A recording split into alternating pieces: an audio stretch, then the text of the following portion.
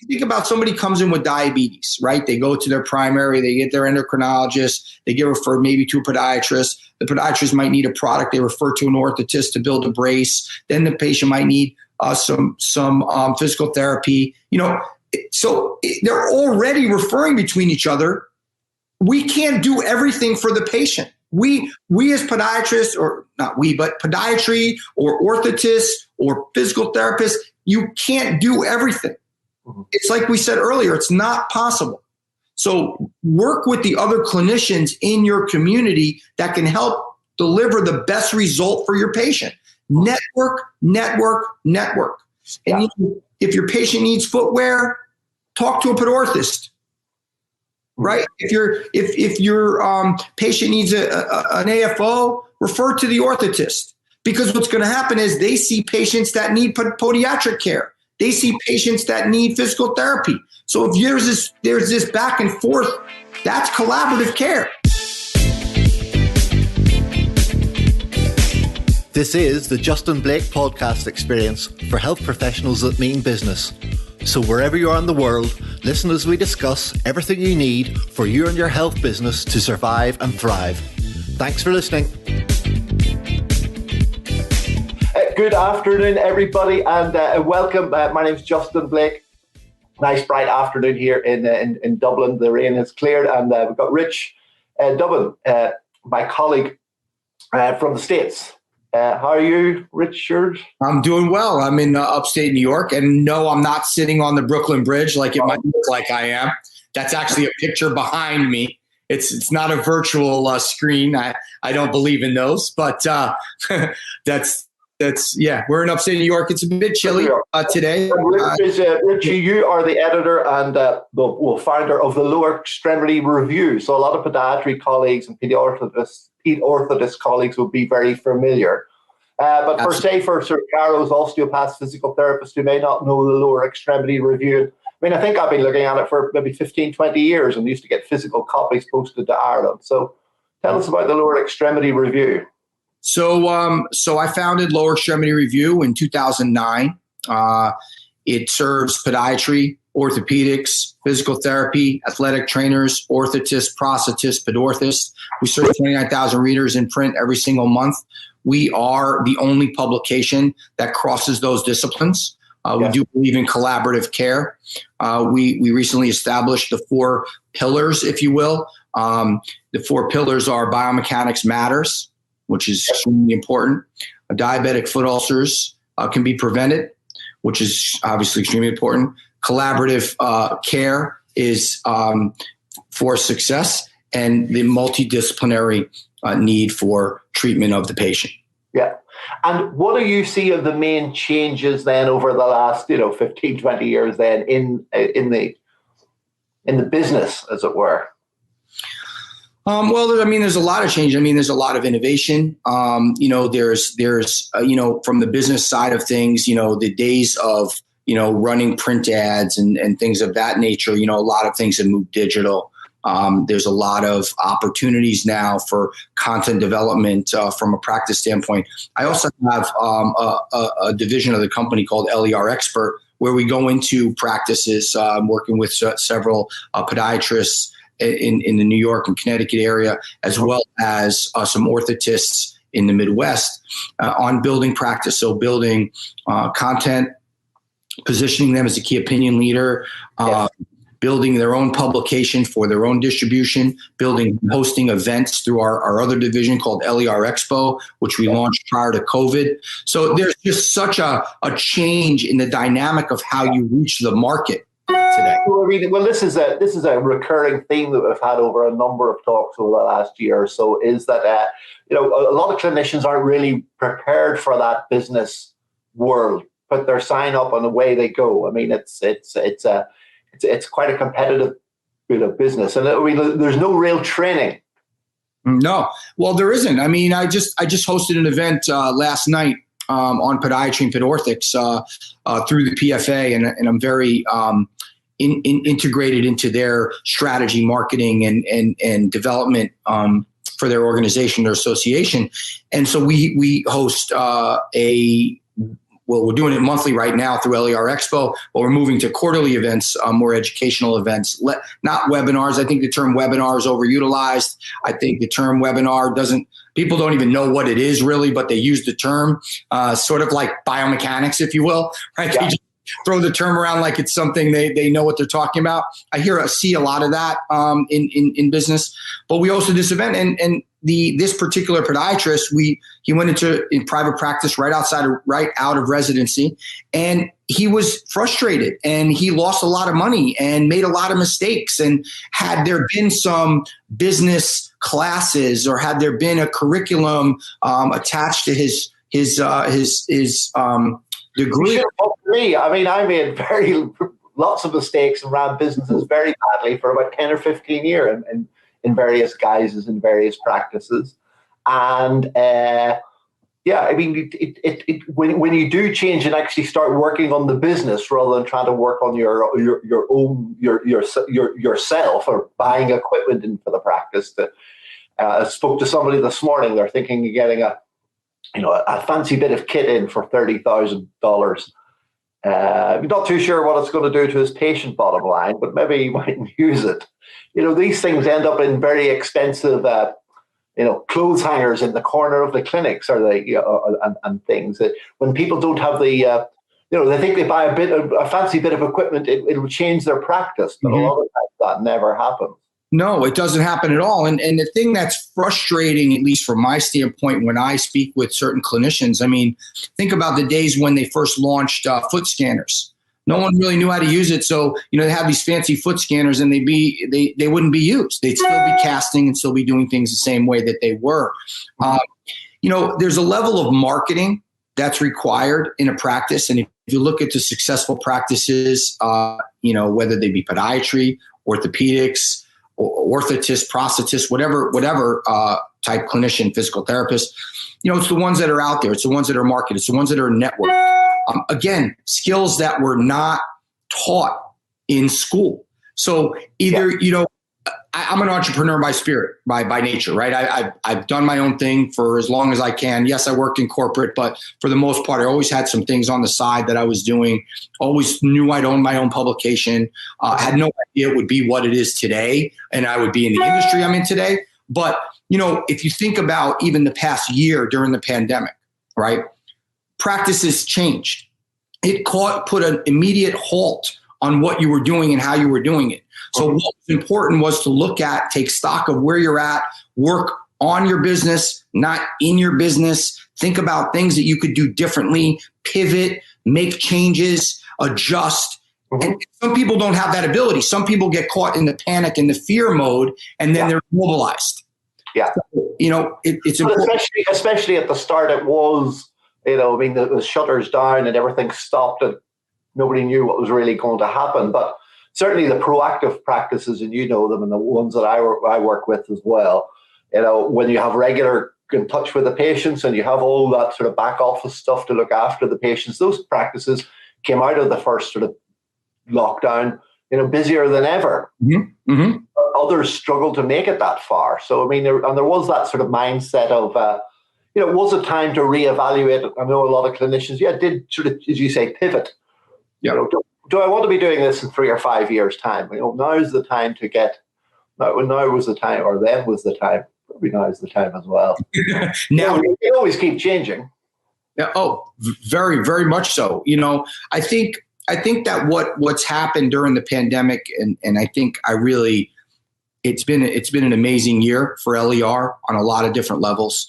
We're working with more clinicians globally than we ever have. Both on the editorial side, as well as on the consulting side. And we're hosting events. We've hosted with LER Expo over a dozen events thus far. So tell us about the development of LER Expo. So it's the conference side of Lower Extremity. Exactly. So I've been going to trade shows for 30 years, right? Yeah. I've been to 400 plus trade shows in every specialty. And about 7 years ago or so, I had this vision for an expo, for an LER Expo, an online exhibition, an online event. I saw, I was watching and listening to, exhibitors complain, attendees complain. The conference organizers weren't happy. Attendance is down, costs are up. I mean, it's a lot to be at. Let's say exhibit at an event. On the low end, it's 5 figures. Depending on the size of your booth, how many people. That doesn't include lost productivity. I mean, there's so many different components that lended itself to building a virtual event. But no one, or at least the industry wasn't ready. Let's just say that. So many people don't know this, but I started LER Expo. Nobody wanted to give up the jolly to Las Vegas, or did they? Absolutely, 100%. And then write it off, right? Let's do that, write it off. I started LER Expo in October 2019 with no knowledge of a pandemic, no idea that we would be in lockdown. I was at a convention, at an O&P convention in Chicago in March. That was the last trade show that I've been to. So we started in 2019. We were doing, analysis, assessment, needs assessment, design. We were working on it. Branding. Fast forward to March, everything's shut down. I go to my programmers. I say, where are we at? We were ready. Are we ready to launch? This industry's ready for it. We haven't even written a line of code yet. So, they were still evaluating. I mean, we still had, I was going to a dozen trade shows every year. So I was planning on going. I was not planning on things being shut down. So then one of my programmers brought to my attention a certain platform. We were able to work together and align, and hence the launch of LER Expo. Our first event was in June. Yes.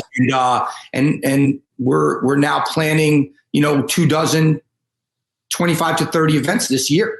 You're organizing that for other groups then as well as for the LER. Absolutely. Yeah. So my original thought and original plan was, these associations have canceled events. So why not align with the different associations and put on their virtual events, their virtual conferences? And what I realized is, when doing that, there's a segment of the market that's really sort of underserved in this virtual space, and it's the manufacturers. The manufacturers that buy a virtual exhibit, if you will, if that's what they call them, they're not happy with the results. I talked to them all at numerous conferences. They're not. So what we started doing is we started hosting, marketing events on behalf of the manufacturer. So the manufacturer can now assemble clinicians, get credits, and offer events, not webinars, not GoToMeetings, not Zoom events, but an actual event with interaction live, like we're doing now, live for an audience that we drive traffic to. So because we have the publication, because we have 28,000 on socials, because we have 180,000 visitors to our website, because we have the brand and the horsepower, we're able to build successful events for manufacturers. You can't go to a trade show for $5,000 to $10,000 and walk away with 200 leads. It's not possible. It doesn't happen. But through LER Expo, we now provide that as an opportunity for the actual manufacturer to get that type of return on their investment. And the next big podiatry expo is coming up in another few weeks, is it? Yep. So we are honored to be working with not only the PFA, the Podorthic Footwear Association, and doing all of their virtual symposiums and virtual conferences, but we also were able to work with the No Nonsense Seminar, the North Central Ohio Podiatry Association. They've had a brick and mortar event forever. I think 35 years. And I talked with Dr. Hintz over a year ago, right after they canceled their event in March. And he just wanted to work with us. And so we're facilitating, we're marketing, training. We do everything for their event. It's 19 speakers, 25 CME. And we're doing that event March 5th to 7th. Yes. You can get the info on lerexpo.com under events. You can register. The registration takes through their site. There's, as an APMA member, there's a certain fee, and there's a non-APMA member, there's another fee. But we're excited. I mean, there's going to be, amazing speakers. It's an amazing lineup. And so this is the future. I mean, let's call it what it is, right? I've met and dealt with more people over the past year than I have in my entire career. And it's been an amazing experience. So, it's kind of where things are. Things were happening, but it just really sped up the process, didn't it? It sure did. it was like a shot in the arm, very much so. It sped it up. But, at the same time, you never shy away from challenges, right? No. When I launched. But a little bit of the history before the Lower Extremity review and a rewind back, because you were involved in biomechanics publications initially. Yeah. So my career started pretty much right out of college. I was taking some life seminars, really was, like any college student, not really sure what I wanted to do. The seminar director's dad was a podiatrist. He had a magazine called Current Podiatry. It was a little clinical publication, and the dad passed away, unfortunately, and left the magazine to, his name was Doug Hanover. And Doug came up to me. I was 23 years old, came up to me and he said, Rich, you got a good personality. You talk to people pretty well. Do you want to come sell some advertising for my podiatry magazine? So I'm 23 years old. I'm out of work, right? Taking life seminar, trying to figure out this whole thing. And I go, sure. What's a podiatrist? I had never heard the term, And then fast forward 35 years later. Fast forward 30 years later. Yeah. It's been a career. It's been an amazing. And so the biomechanics biomechanics, so at that stage, what's that, 25 years ago? Biomechanics is huge then. Yes. Podiatrists were biomechanists. Yes, very much so. There was much more training. There was a lot of orthotics being done. So when I started with Current Podiatry, I was recruited by Podiatry Today. We did that for 3 years, and then we left and started a magazine called Started Biomechanics, which was the first multidisciplinary lower extremity publication ever launched. Yeah. They were podiatrists saying you'll never get orthopedic surgeons and podiatrists to talk to each other. You'll never get physical therapists and orthotists to talk to each other. Podorthists and podiatrists. No. What was that? What's the secret of getting them to talk to each other? I think what it comes down to is creating an environment that's collaborative. We're all in this for the same reason. All the clinicians are trying to improve outcomes for their patients. So if a podorthist has an experience in an area that can help a podiatrist, it's a valuable connection. That was the event we did last night, podiatry and podorthics. Utilizing their expertise, the podorthics expertise, to help the podiatry practice grow. Yeah. Physical therapy is working with with orthotists, patients from an orthotist. After you have fit with a brace, you need physical therapy. So there's already this collaboration going on, but why are we all operating in silos when we should all be working together? It's sort of the same thing that's happened during the pandemic, right? Same exact philosophy. Yeah, no, there's always been, I've learned, from a lot of great clinicians that I work with, or, we share clinical space with, and, it's always good to collaborate with patients, and you continue the learning then, and you get different views on, as you say, how you would treat things, and and then over the years we'd work with in clinics that we had and develop. We would have physical and rehab therapists involved in the patient treatment, anatomy and motion practitioners. Again, it's getting in the best people to help with the patients better, rather than you trying to do it all. Because I think you're of the opinion that podiatrists themselves shouldn't be casting or shouldn't be doing that sort of rehab stuff themselves, because they're better served and better value from seeing the patients directly.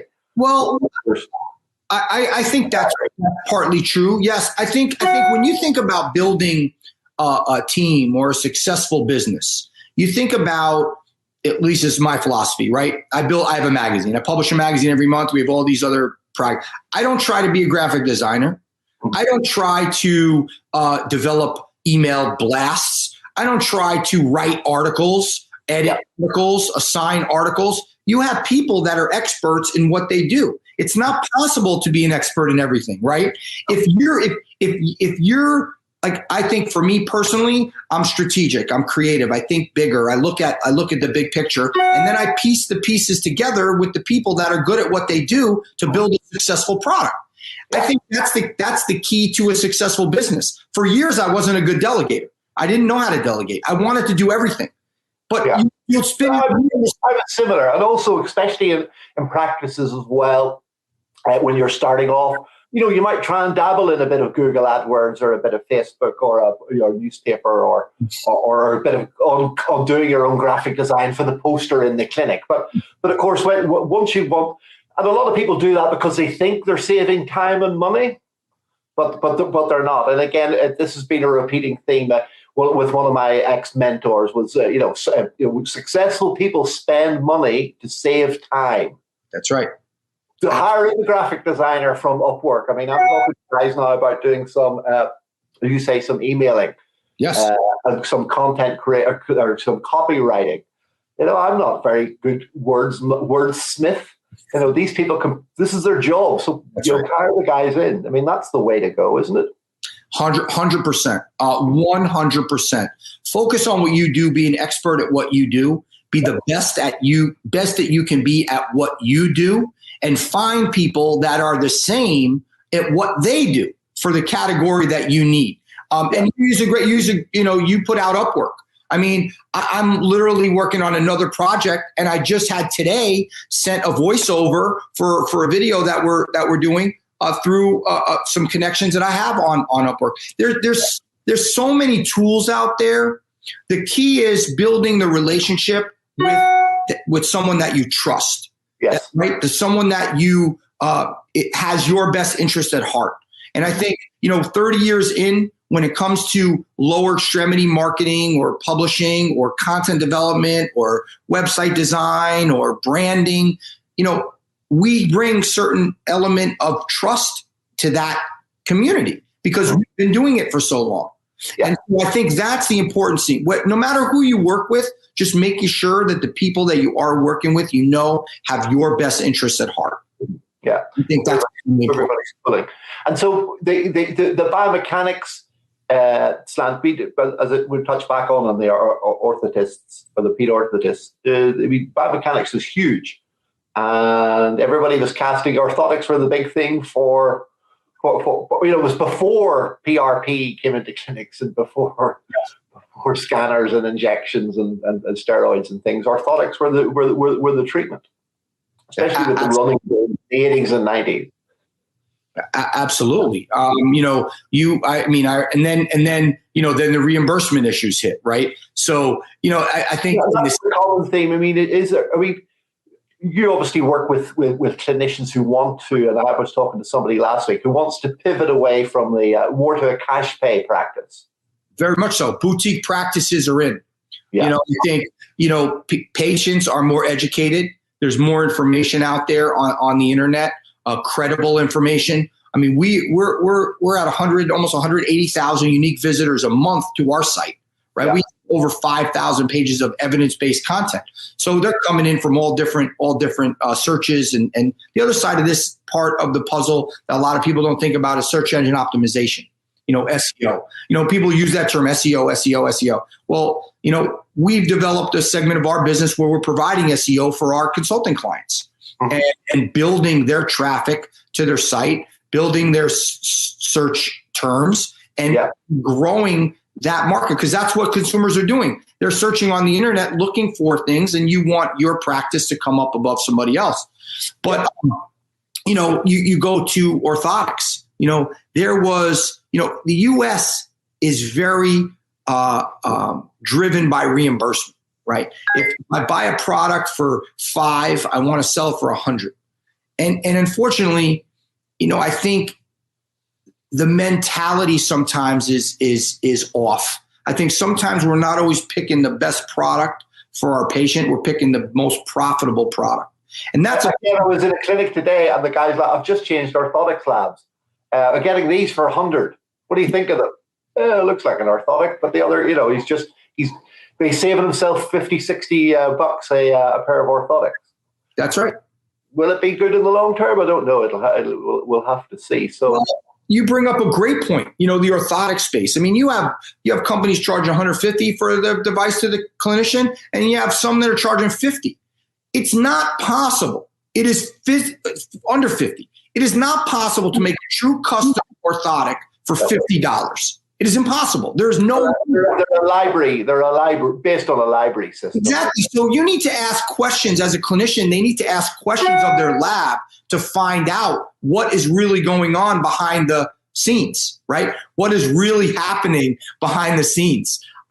It's critical to understand: are you being charged for custom, but not being supplied a custom? Yeah. What? I think the worst one I had, I don't know whether you picked up last year, we mentioned this. I had a lady who came with posterior tibial dysfunction. She'd been to see another therapist in another clinic and was waiting for her orthotics, but came to see me in the meantime. And we started treatment, some rehab and manual therapy, and the orthotics were coming next week and next week. Anyway, 6 weeks later, she touched in with the orthotics had come. And this guy had cast her and sent it from Ireland to the States to get. Anyway, she took them out of the thing. He had given her a pair of Vasili Dannenberg off the shelf, which you can buy retail for just over $40. Mm-hmm. I can't remember, was it 600 or 800 euros he charged her? Wow. Yeah, I mean, that's horrible. That's horrible. And I think that's more the anomaly. I don't think that's more common. So this patient had been built up, and it was going to be custom, and it was going to be the best thing, and these were better than stuff. And I mean, I was looking forward to seeing them as well. And I mean, what happened to ethics? Where are the ethics, right? Where are our morals? Where are our values? How are we standing behind something like that and knowing we're just taking advantage? I think that's just horrible. Yeah, but I mean, as you say, that's not the norm. Although some clinicians were sort of dispensing orthotics like Smarties for everything. Mm-hmm. They are, and I think it's kind of like therapy. Let's say, right? I think everyone could use a little bit of therapy in their life. So, can everyone use a pair of orthotics? And, a pair of insoles, I think most people can benefit from a pair of prefabs. I truly believe that. I mean, I don't think we're all, well-aligned, biomechanically correct, functioning at our high level. So I think, a pair of prefabs is a positive. I think when you think about custom, that's different. Yeah, but so do you think that's been a little bit of a push away from biomechanics because it was a little bit, I always talk about fingers crossed that those people will come back in 2 weeks and the orthotics will have made a difference. I mean, do you think that's why it was, because there is the art science section of it? There was two patients presenting the same problem. One comes back, loves them. The second one comes back, hates them, throws them through your window. Yeah. Do you think that's maybe why biomechanics wasn't sort of seen as, or, there's more a slant towards surgery, which is obviously a fixed outcome. Mm-hmm. Well, I do think that. I think that podiatrists want to fancy themselves surgeons. I think that's something that is true. That's an undercurrent. I think when it comes to biomechanics, I think you've got to think about biomechanics pre and post surgery. And I think there is a need for understanding on how the foot's functioning prior to surgery and how the foot's going to function after surgery and what you're going to do post surgically if you're going to have a device or an orthotic. Listen, I'm not a clinician. I'm only going on, this is sort of. Yeah, but you've learned or spoken to enough practitioners that, you need to understand the fundamental biomechanics to choose the best surgical option for that type of patient. 100%. To be the best outcome. One of the things that I want to touch on that I think is critical when it comes to, therapy, orthotic therapy is, and you said this, the orthotics end up in the closet or, they don't end up tolerating them. They can't wear them. They're not working. How is it that we in this orthotic space, are still doing with all the advancements in technology and all the innovation in medical care and all the new exciting developments? How is it that we still make orthotics the same way that we made them 60 years ago? How is that even possible with all the advancements? It doesn't make any sense. 2% of the people are doing 3D printing. Or 2%. They're not making my glasses in the same way they were 60 years ago. Exactly. But what, right? I mean, there's so many advancements, there's so many changes that have taken place. And I think it's important to consider some of this technology, the reproducibility component, the increased productivity, the efficiency. And I'm not just talking 3D printing, but I'm talking about just technology in general. Technology, well, it's moved on. I mean, I think Simon Barthold mentioned that we must touch base with it again. He expects in 2-3 years' time, you walk into any sort of high street sneaker store, shoe shop, and you'll get scanned. You'll go for your coffee, and you'll come back, and it will have printed it, and the orthotic will be combined into the shoe. Mm-hmm. And that seems to be the way. And I mean, somebody mentioned a few weeks ago, said it was quite a long time to print. I saw something on LinkedIn the other day. It was a printed orthotic in an hour. Yeah. Oh yeah, it's not that long. I mean, this is the problem. It's like, we tend to hear something, and then we take that as gospel. Like, this is what it is. We it's important for us to learn. It's all fake news, right? It's all fake news until you go and you learn the news, until you go and you seek out the news and the information for yourself. Because what we hear is not always true in anything, whether it's, this conversation. I mean, we're only talking about our own experience, our own, your experience, mine. But in reality, if you want to learn, you got to go out and learn it for yourself. You got to seek the information out and then make the decision on what works best for you. Yeah. And because you were saying that some of those podiatrists on the call last night, I mean, with a full podiatric training, the guy had cast only or made 2 pairs of orthotics in his undergraduate training. Yeah, that's exactly right.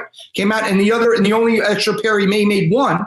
But the additional pair was made because he took an extra month training in biomechanics. He took an extra biomechanics training for a month. And now he doesn't do any orthotics. I have guys who've come to me for jobs, and after a 3 or 4 year training course, one guy had never cast a patient. What? Yeah. Well, never cast. Missed that day. Missed it. He told he's going to turn up and want to start private practice. That's exactly right. He must get a musculoskeletal practice in Dublin now, but he never cast a patient. I mean, yes, a patient. Exactly. But what about also the other side of it that I think is important? And I think all the insurance companies are going to move towards this, and that is documentation, right?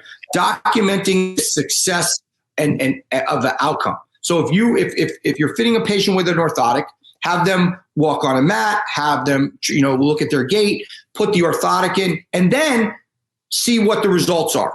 Does it offload? What does it do what you say it's going to do? If it doesn't do what you say it's going to do, then clearly it's not the right product. Mm-hmm. Yeah. So it's a lot of it is because of the reimbursements on orthotics through the insurance companies. Yeah. They don't reimburse yet. Yeah.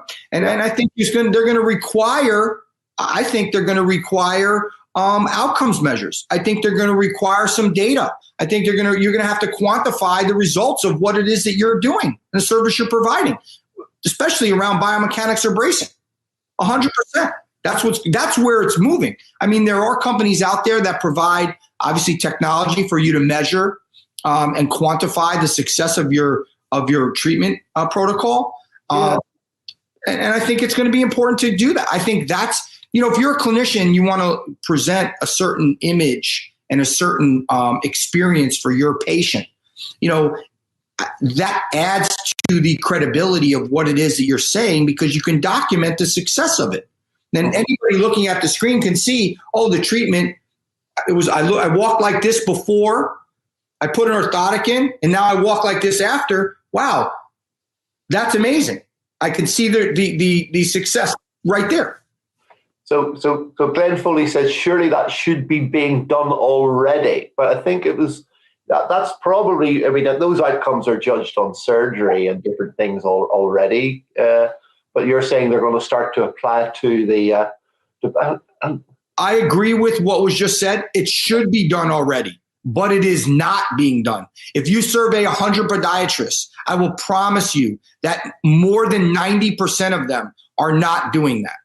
Mm-hmm. They cast a patient or have somebody in their office cast a patient either with a foam box or a scan or a plaster cast or a slipper sock or whatever the case may be. They send it to the lab. They don't know exactly what they're getting back. They get back what they supposedly prescribe, but there's so much human error in between the casting and the end result. I mean, listen, we can watch videos on making foot orthotics in a lab. I've toured 30, 40 labs over my career. there's a lot of room for human error. The funny one was, remember the direct mill casts? Yeah. You're familiar with those. Yes. So, you cast and you measure and the thing and they make them and they grind them out. Then they take them all after they've ground them out. Yeah. And then they throw them in a big tumbler with a load of pumice. Yeah, that's right. The orthotics for hours to get the rough edges off them. You're taking this structured, finely engineered product and throwing it in with a load of stones. Exactly. And then put that under a patient's foot and hope that under a patient's foot. Yeah. So people are sitting there crafting their prescriptions for the patient, and they don't know how the orthotic was made. Absolutely. And I think it's critical to understand that side of it. And believe me, we were right. I've been in any way out from the insurance companies, because this is my friend Christopher in Spain. Hi, Christopher, if you're watching. He was the other day, well, why would people, if they have a health insurance in the States and there's a cash pay option, why would they take the cash pay option? And I was like, well, because the deductibles are so high. Mm-hmm. Like, well, why would you bother having health insurance if you could afford to pay cash? For catastrophic, right? I mean, if something catastrophic happens, unfortunately. I mean, I had my hip replaced. I was good to have health insurance for that, but I certainly wouldn't want a major sort of rather than unelective sort of surgeries or long ongoing treatment. So surgery or treatment is going to run into the millions is why you have insurance. Yeah, absolutely. For those unfortunate catastrophic situations. And do you think podiatrists are taking advantage? I mean, they're actively sort of moving. Well, the ones that I am working with are. Is there a big push to get away from insurance companies? I think they'd like to. I think they're afraid. I think podiatrists and other specialties are afraid of what could happen to their bottom line if they don't take insurance anymore. I've gone into practices, and a lot of practices won't collect a copay.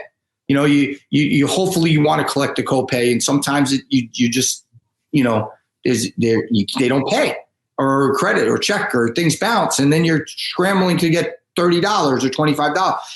It's a challenge. Whereas if you set your practice up where, you differentiated yourself, I mean, this goes back to what we talked earlier about marketing, and it's creating a differentiation. And this is true for any business. I mean, we're just talking about podiatry or any other clinician for that matter. You have to differentiate yourself.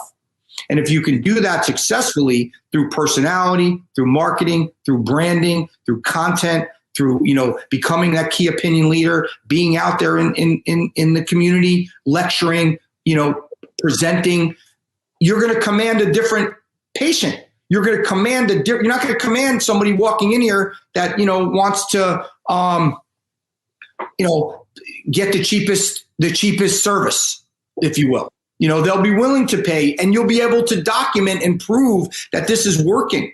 Yeah. It's not just, I'll give you an orthotic, and in the case of yours, I'll get a facility and sell it to you for €800, and you hopefully won't know the difference. I mean, that's not what we're talking about here, right? Yeah. Well, that's it across all the practices. But of course, it's easier now to get in front of an awful lot more people, as you say, as with the online. Of course, you have last night and the exhibitions. I mean, you can be in front of so many hundreds of thousands of people. I've seen a couple of podiatrist contributors on TikTok have just kicked over the 1 million followers. Yes, absolutely. Promoting podiatry around the world, probably more than any society or anybody has ever done, or any of the societies or any of the organizations or the registration boards have ever done. Mm-hmm. It's a great time, and especially with everybody getting fitter and healthier and wanting to stay in peak condition. I mean, treating musculoskeletal problems, it's the bread and butter. I mean, this is where we are now. This is the wheelhouse we should be in. Yeah. It's a golden time, so there should be no reason why we shouldn't be busy or more busy all the time. Listen, podiatry, I've been in it for 30 years, right? I've been in the space for 30 years. And, the feet are the foundation of your total health and well-being. I truly believe that. But I don't think that that's communicated enough out in the world. I'm not talking about, just to your little segment of patients or just to the clinician segment. I'm talking about overall that message, right? I think if someone hurts their knee, they don't think that the knee is related to the foot. They immediately think about their knee or their hip. I know for a fact and have experienced this personally that if you're fixing your foot, you're going to fix your entire body. Mm-hmm. If you're out of balance or your gait is off, and you're able to control that through movement, not through immobilization, but through movement, because that's the other piece I believe. We did an orthotics article several years ago. If anybody hasn't seen, if anybody watching hasn't seen or seen the Lower Extremity review, I've been looking at it for years. Yeah. There's so much great content in it. A lot of biomechanics, a lot of sort of research. It sort of picks the best from right across all the different services. Yeah.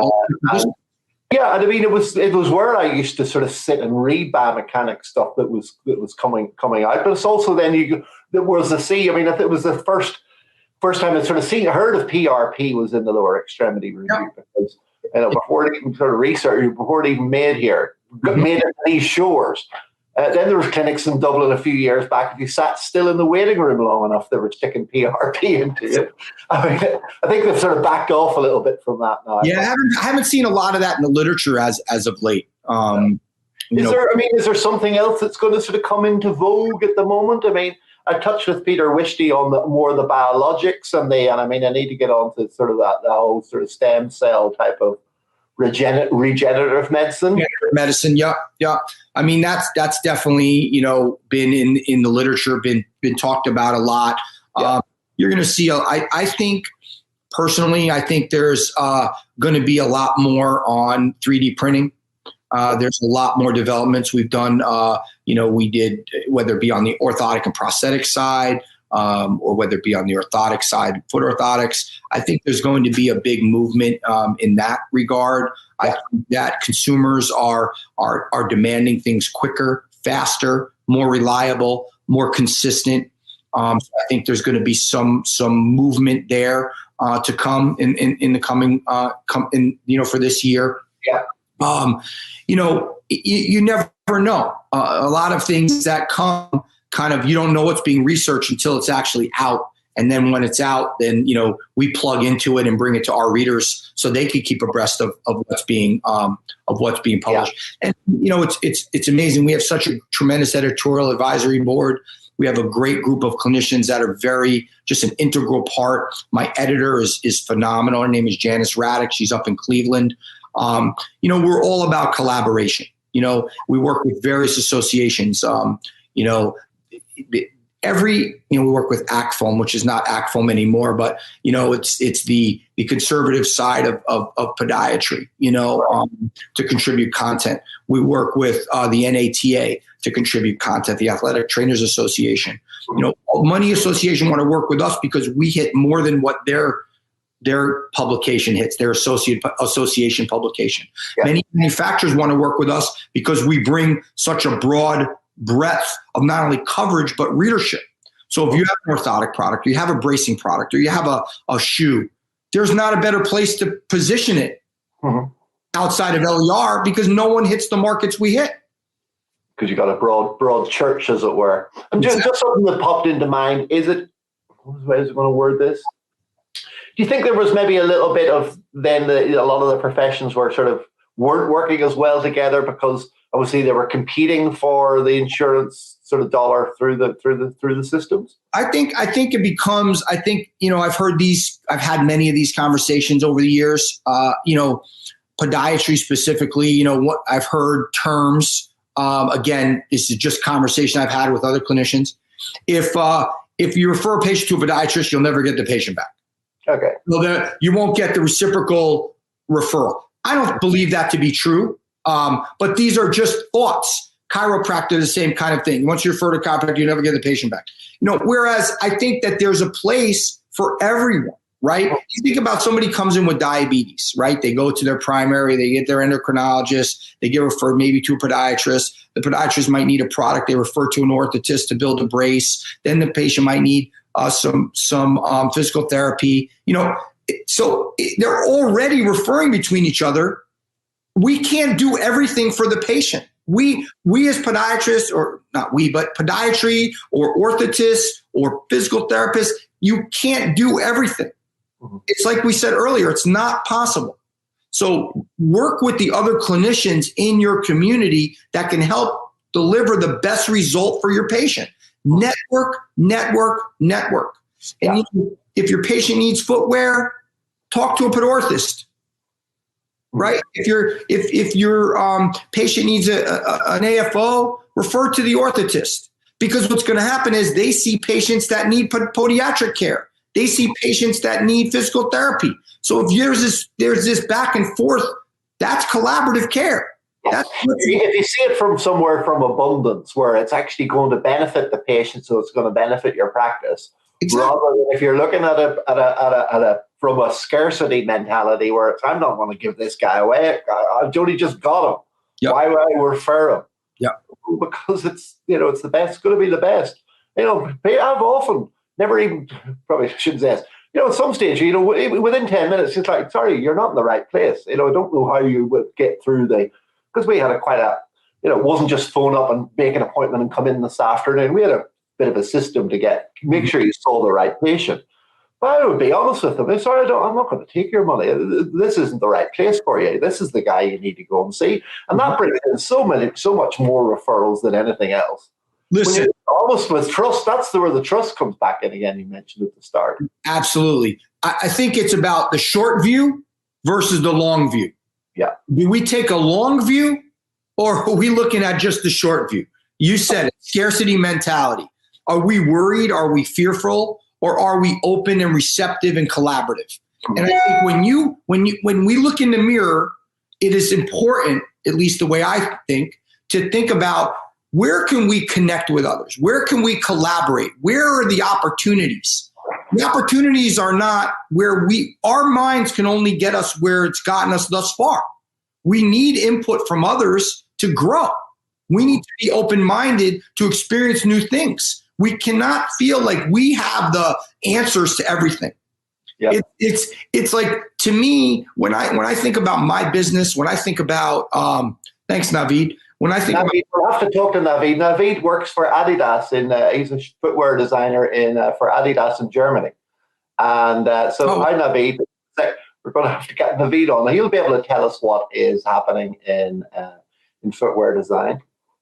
Absolutely. We'd love to talk to you. Maybe there's an opportunity to participate in LER, or participate in Expo, or connect with some of the other people that we know. And to me, I read a long time ago the Malcolm Gladwell book, The Tipping Point. I don't know if you ever read it or heard about it. He talks about connectors, right? There's people that are genuinely connectors. They bring people together. They look to collaborate. They look for opportunities. There's so much more to be achieved in a whole than as an individual. There's so much more. And to me, I find these exchanges, every exchange I have is something I learned something new. I said this recently at an event that I spoke at. The two words that are killers are I know. As soon as you say I know, the conversation's over, right? Because we don't know what we don't know. We have no idea what opportunities, capabilities, perspectives, what's out there. The only way I learn is from listening to other people. And so if we can continue to learn and grow, who knows where things will be 5 years from now, 10 years from now. We have to have goals and we have to set goals, but we still have to do the things to get there. And so if the way that the training continues to go and the more push towards a surgery residency, which is what the podiatrists are going to go to, are podiatrists going to be, taken over or usurped by other professions on the biomechanics side of things?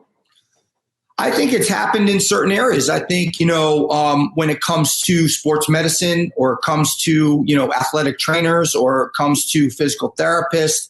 Because everybody's providing orthotics and insoles now. I mean, from the local pharmacy shop, sports shop, stand on the mat and push the button, or whatever system they have, just even off the shelf in the pharmacy. There's so many options for patients now. Exactly. And the thing is, they're not inexpensive either. I mean, and this is even not looking at where you can, like, the lens crafter mentality for the 3D printed orthotics. You might be able to, as you said earlier, as Simon said, right? And I know Simon, he's awesome. We've worked together in the past. You're going to walk into a shoe store, you're going to be able to get a pair of orthotics. Why? Now, there will be an opportunity, right? There will be an opportunity for those cases where not everybody just can get a simple, device. You're going to need to see a clinician, and there'll have to be a relationship rather than this competitive nature. Yeah. You're taking my patients, you're selling orthotics at retail and all of that mentality. How about, listen, I'm an expert in this area. I treat the foot and ankle. I'm an expert. If there's cases and situations with your customers where they might need something a little bit better, little more attention, maybe they need care of a clinician, we're here, right? I mean, look. I mean, I had that when I worked in a sports center in central London, and it was within a retail environment, ski retail and ski boot fitting. But I mean, the guys could fit a boot or fit it in orthotic at a certain level. Mm-hmm. But if somebody had a complicated, I got to deal with it. The guy who'd fallen off the mountain and his ankle didn't flex and his pins here and those sort of things. I mean, those guys, that was it. So they were on the retail floor with a bit of basic training on how to fit ski boots and things. Mm-hmm.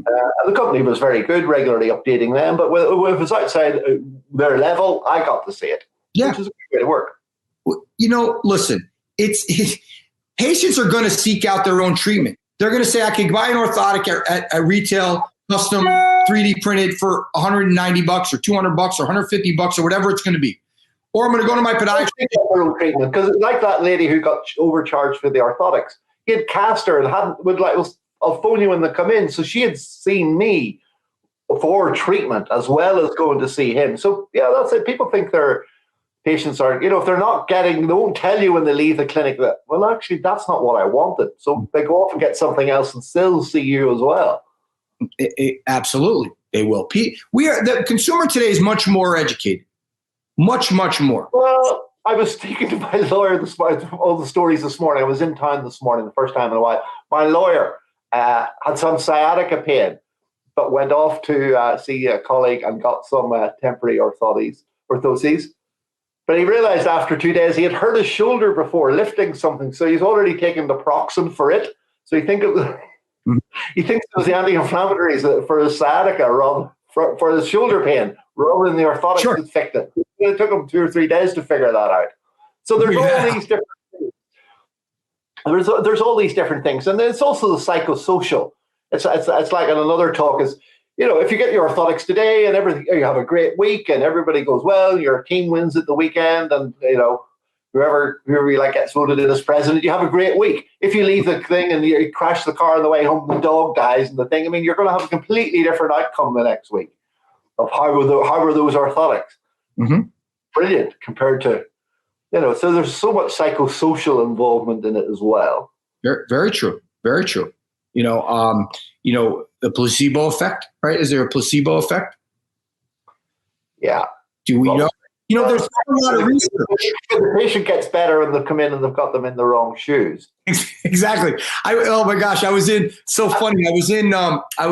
pharmacy a couple of days ago. I'm in Walgreens, just picking up a few things, and I'm standing there. I'm waiting in line. And I heard a mother say, to her son, who's wearing a Taekwondo outfit, and he had just come from Taekwondo around the corner.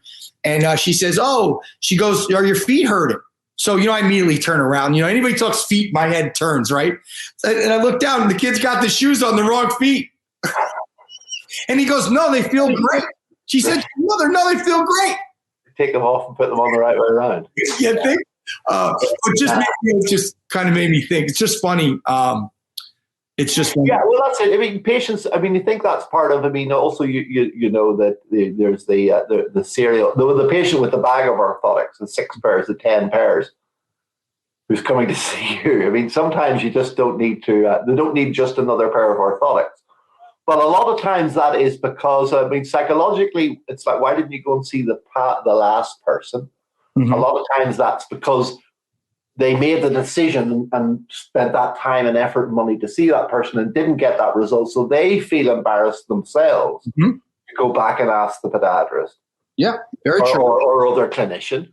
And also then you may never see them again. And you say then they just go off and you could have planned this all out. It sounds fantastic. But they leave and it's like, that's not really what I wanted. Mm-hmm. So a lot of times you have to listen. Listen more, which apparently I need to do more of. How about follow-up, right? How about follow-up? Do you as a clinician, when you fit a patient with a pair of orthotics, do you follow up with them in 3-4 weeks, 2 weeks? See how they're tolerating the device, see if it's working, see if you need adjustment. Same way I would hope that they're going to be phoning them up after a surgery or after an injection to see how they've tolerated it, if there's been any adverse reactions. I mean, those sort of simple things to do in the car on the way home at the end of the day make a huge difference to the end of the business. I mean, everybody goes on about SEO and marketing, advertising. A lot of the simple things, the small tweaks, the small things that you do day to day in the practice, which gives you builds that sort of momentum and they're able to grow the practice. Mm-hmm. A lot of those things don't even cost any money. No. Don't take any time, but it's just a habit of not doing them. Yeah. I think it's truly about customer service. I think at the end of the day, it's how you treat people. Do you treat people kind, generous, supportive, understanding, loving? Are you genuinely care about the people that you're working with? Whether it's me selling advertising, building programs, doing an expo, whether it's you and I on this conversation, whether it's you with your guests, whether you're in practice seeing patients all day long. Yes, you have a busy practice. Yes, you might be seeing a lot of patients, but do you take the care and concern with every single person you deal with? How do you treat the person in the grocery store that you're in line with? How do you treat somebody? Do you appreciate people? Do you share? I say share the love. I think it's truly about that. I think if you're kind to others, as you're talking about in practice, specifically with your patients, it goes so far. They'll remember that kindness. They'll remember that care and concern you gave them. They'll carry that to their family. Do you know that I saw Dr. Blake, and he was so nice to me, and he took such good care of me, and he gave me these orthotics, and then he followed up with me 2 weeks later and made sure that I was okay and asked about my kid and how he was doing in school. And I'm not talking about just that sort of because I've been with my children to the family physician, and literally it's like what a question, and then the guy's tapping on the thing, another question, and then there's no interaction and stuff. It's like our patients who've been to see colleagues for orthotics. Tell me about your problem. Oh, you need orthotics. Here you go. That's it. I mean, it's straight. There's no interaction. There's no. Yeah, just very robotic. Yeah, very robotic. I think it's about authenticity. But maybe that's because maybe it's because, well, again, of course, family physicians and through the health service state model, we've got 10 minutes. The guys don't have time to draw a breath. Never mind build a relationship that they may be able to, help. But I believe you can build kindness instantaneously. You can build a connection with somebody instantaneously. You look them in the eye. You genuinely show concern in an authentic way, not in these ways. I mean, I meet a lot of people, right? Online, in the world, wherever I go, whatever. Like, if you're authentic, you can tell if someone's real. You can tell if they're speaking from their heart, whatever that may be. You can see it, and you can see if they're not. You could see if they're fake. You could see if they come off, better than you or more important than you. That is more important. I mean, because there is different. I mean, there's different types of patients. I mean, there's the patient who gets referred to you. Mm-hmm. So you're already seen as that fiduciary or the expert because the orthopod or the physical therapist. So the patients are coming through, especially if you've been on a waiting list. Mm-hmm. The patient's getting there with certain set expectations. And that's completely different from the patient who finds you through your social media or comes to you on a self-referral or a family friend referral. And of course, I mean, some people think that family, friends, referrals are really good. But a lot of times it's like, well, I was able to help them, but you've got a completely different problem than Mary did. I'm not going to help you. So a lot of those so patients come in different ways. That's what I was interested in as over the years, was the interaction with the patients who say find you from different methods. They're just a completely different patient, and also from the advertising or the way that we were able to write different advertising copy. Mm-hmm. And again, a lot of the Google stuff that we did was for our phone today to book an appointment this week, mm-hmm.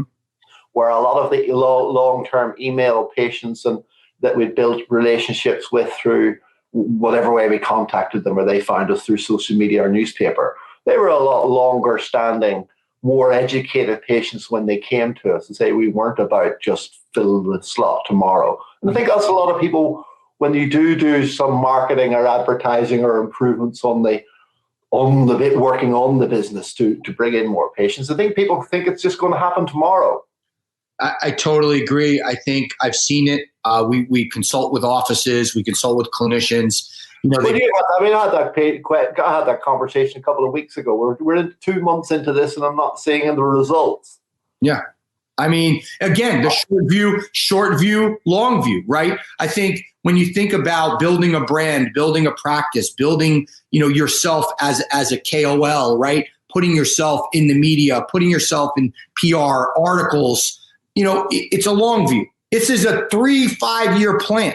Yep. This is not a 3-month, 6-month plan. And those diabetic talks that I did 15 years ago on a cold, wet January night, those brought in a lot of patients over the years, but they didn't fill the appointment book the next week. Exactly. It's consistent. But over 15 years, they brought in a lot of. They did. And I think you touch on the point, consistency. Right. It's so the two things that I think are so important, and I think is I don't really hear about it a lot, is authenticity and consistency. Be who you are, be true to yourself, and be consistent with the way you do your business. Mm-hmm. So treat everybody with dignity and respect, right? And consistently show up. Consistently, and provide or build rather a reproducible and consistent program that is going to produce results. Yeah, and that's going to involve everybody else in the team. But I mean, I got to the stage where, and that's again, the people who work with me, I want a business that runs without me. Yes. And a lot of people, a lot of practices have jobs. It wouldn't mm-hmm. work if they didn't show up on the Monday. Mm-hmm. If they were there to turn on the lights and do all the day-to-day stuff, and I got to the stage. Luckily, we were able to we had systems. Well, that took systems, that took organization over years. Mm-hmm. That the practice was able to run without me. That's right. It was an actual business rather than a job. Yeah, yeah, and so important. That's a great point. But you have to have those relationships with the people that are on your team. They have to feel a part of your mission, a part of your goals. They have to be willing to be supportive in where you see it going. And they have to speak the same language, right? We have to speak the same language. We have to communicate. They have to feel appreciated, acknowledged, a part of. We can't be this, Dr. Jones is in here and have this sort of hierarchy, if you will. It's like we're all together in this. The success of this practice hinges on everyone's involvement. Everybody's important. And everyone has to, what do we want more than anything? We want to feel important. We want to feel appreciated. Everybody, every human being wants that. So if we have the ability to do that, not only in our practices, but in our daily life, it'll translate for years and decades. You'll be able to step away from your practice and know that your patients are being treated as if it was you. Mm-hmm. Yeah. Yes, that's where sort of scripting comes in and all those sort of things. As you say, everybody's singing from the same sheet. Yeah. Because patients are sneaky like that. They'll ask you a question, they'll ask me a question, and they'll compare answers. They want the same answer. The things are consistent. And so So you mentioned the lower extremity. Sorry, you have the mastermind groups, but there was the expert group, and then there was the diabetes group, and those are available through, or that's part of the mastermind, is it? So the way our brands are set up right now, we have LER Magazine, which is publication. We have LER Expert, which is the issue. Although I read the first opening chapter, it's like there's so much turnover and so many people go skiing. I mean, are the ski resorts all open? I mean, you guys seem to be. Ski resorts are open up here. Yep, ski resorts are open. Europe's still closed. They are. Yeah, Europe's still closed. I think they were talking about 5th of March, but they pushed it back a little bit. Okay. Ski season's not going to happen. No. All the seasons are not going to happen. But yeah, I hope to go to skiing this or do a few weeks sort of treatment this year. Mm-hmm. Patients, but anyway, the other thing, it was like a multi-million-pound business.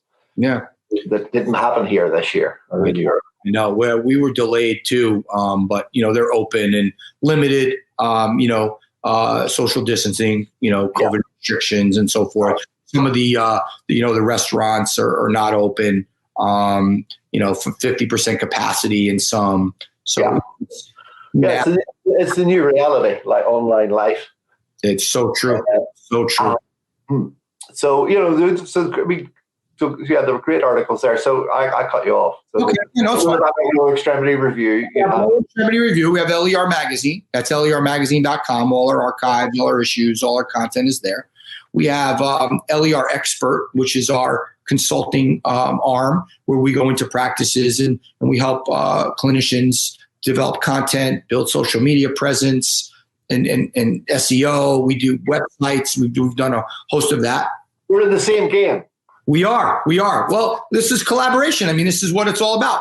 And then we have LER Expo, which is our online event company, where we host. I moderate and present. Yeah, there was a great. I mean, the Foot and Ankle Show in the UK, run by Tony Gavin, was a great event, and that ran just a couple of weeks ago. And it's similar; it's all online based now, and I mean that's going to be that's the future.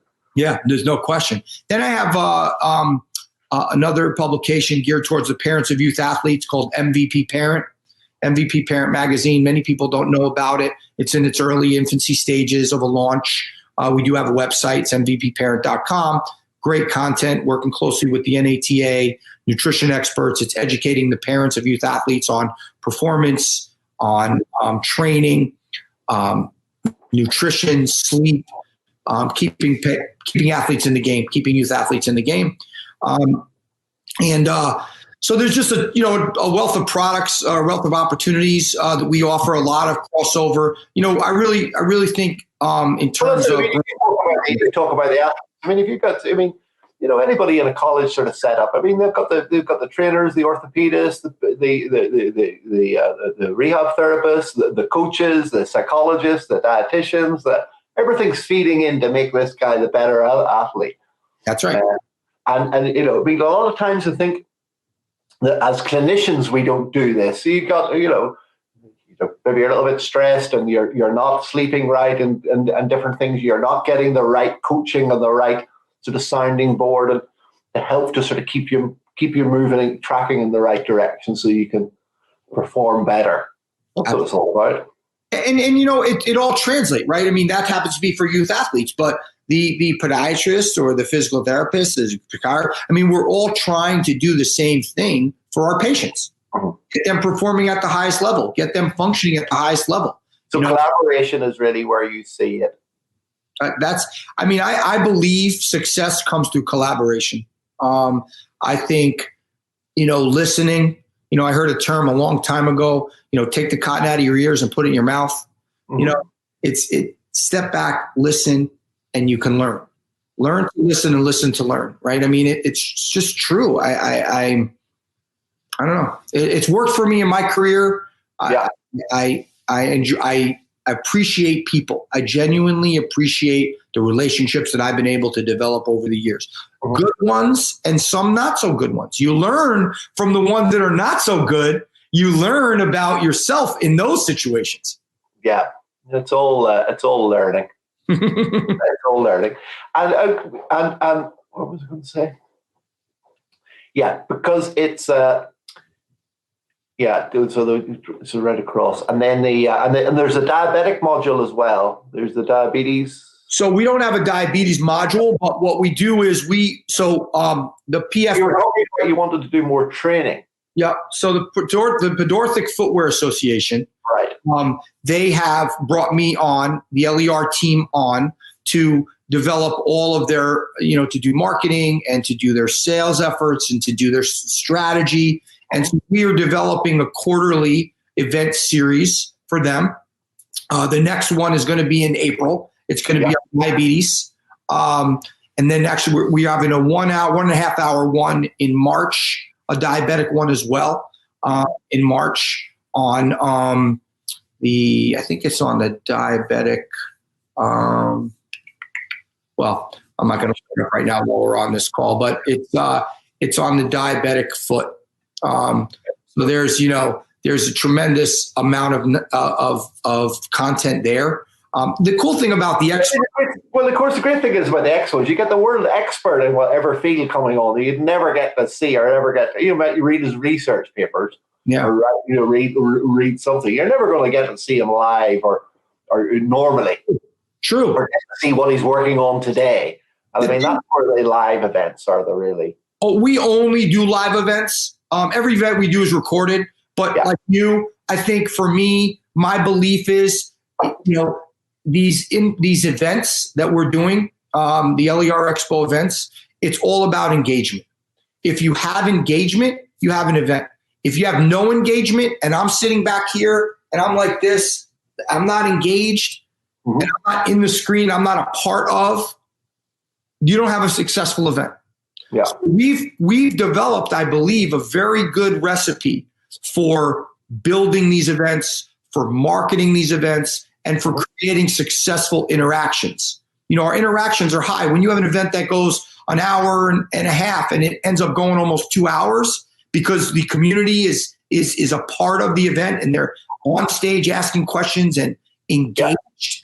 And do you have breakout sections from there? Because there was a really good web summit online, and I think it was end of November, December. Anyway, it was run by an Irish guy, but it's an international web summit. But they had breakout rooms where you just hit a button and you just get a random person.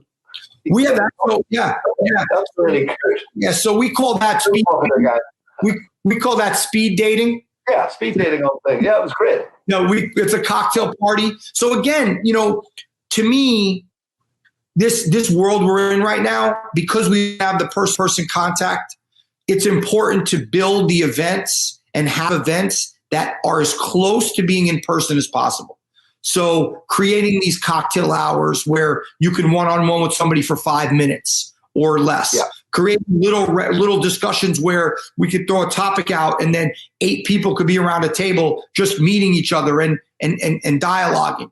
Those kinds of interactions are what take place at live and in-person events. So that's where I've dipped in and out of you. You've been on the Clubhouse yet? Yes.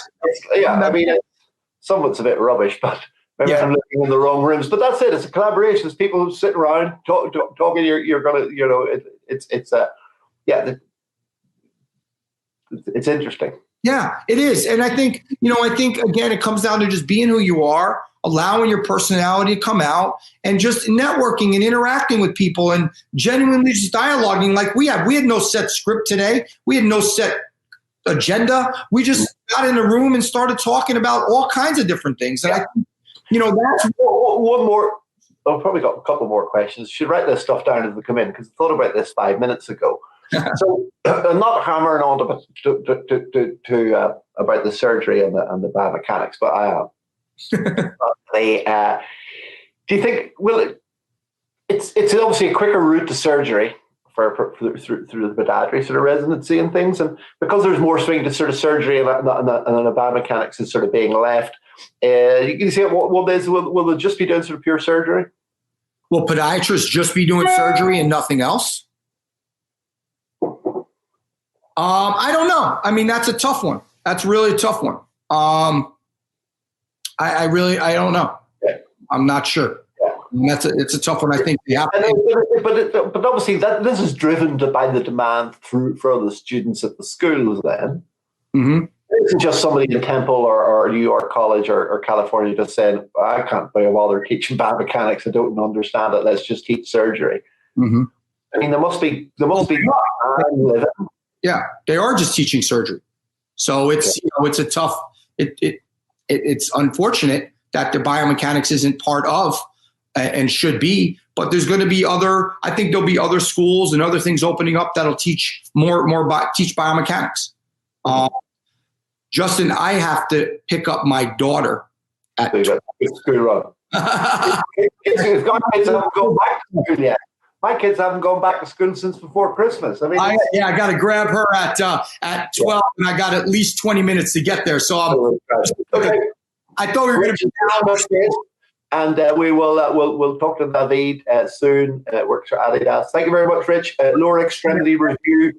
You can find him there. My name's Justin Blake from Justin Blake Media.